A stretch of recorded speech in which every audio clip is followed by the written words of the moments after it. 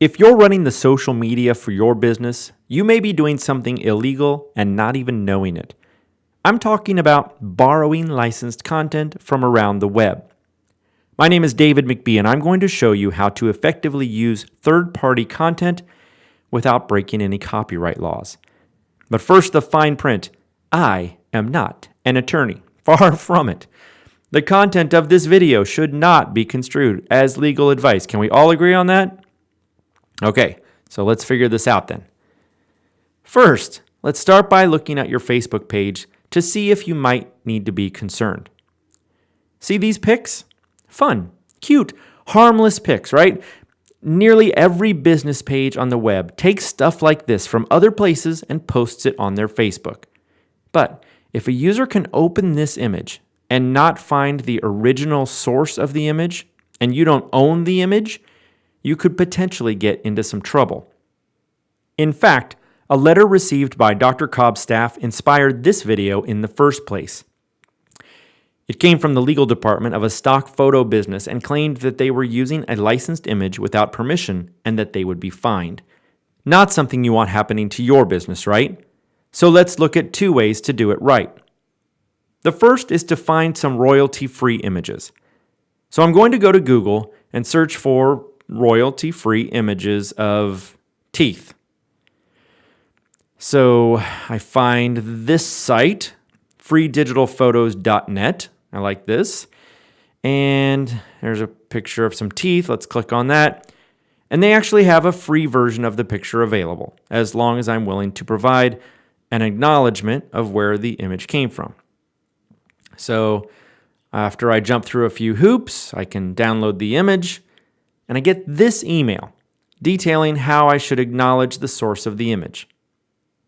You can see here how I've done that on the Facebook page. Nothing to it, really.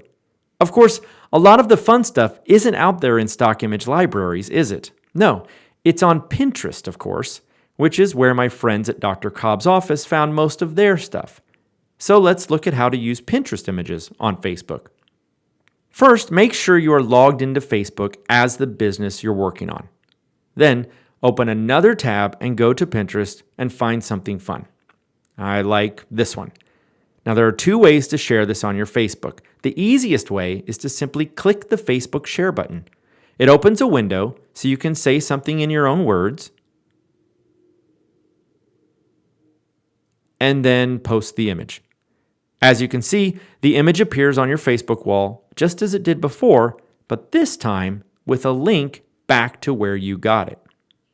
So you're not really posting the third-party content, but rather sharing it, which is a lot less likely to get you into trouble with whomever owns the content in the first place. There is one problem with using this method, though. You can't schedule these shares. And if you're like a lot of social media managers, scheduling is a feature you've come to rely on. So let's look at another way to do it. This time, instead of using the Facebook share button, we're going to click on the source of the image on Pinterest and go to the original source, which is often a blog post or something like that. Next, we will copy the URL of the blog post, then go back to the Facebook page, paste the URL into our post. Now see how the image appears along with a link to the original article? Easy, right? Plus, now your Facebook fans get an image and an article. And before you post this, be sure to eliminate the URL and write some content in your own words.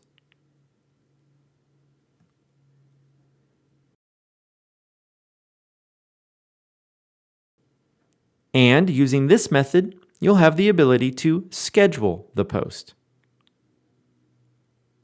Now, before we wrap things up, there are some cases where the image you really wanted to post doesn't show up correctly because it's not actually the featured image on the page. Let me show you. So I'm back on Pinterest, and I really like this image of the kids' cups on the mirror. I click on the link and go to the original source, and I copy and paste the URL of the article into my Facebook just as I did before. But this time, the image I wanted to share is replaced by a different image from that page. No problem. Just go back to the page where the picture was.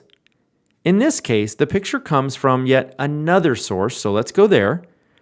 Okay, Let's try copying and pasting this URL into the Facebook. It's still not the picture we wanted, and even when we scroll through the images, the one we want still isn't here. At this point, it's probably safe to go back to the image, right-click on the image, save it to your computer, and then go back to the Facebook page and upload the picture. But not just in a new post. Make sure you're posting it with the link to the original article. Now, the reason this is different from just copying and pasting any old pic from anywhere is that when the user sees this on your Facebook page and clicks on it, it takes them back to the original content. And that's really the whole point of this. That's the key. People want credit in the form of acknowledgement, or better yet, a link to their original content. And as long as you're doing that, you should be fine. P.S. If you're not creating your own original content on Facebook, be that pictures or articles, consider doing more of that. Sharing other people's stuff can be fun, but there's a lot of value in creating your own stuff. Stuff that's so fun and interesting or educational that other people want to share it on their Facebook pages. Thanks for watching. This is David McBee reminding you to be awesome.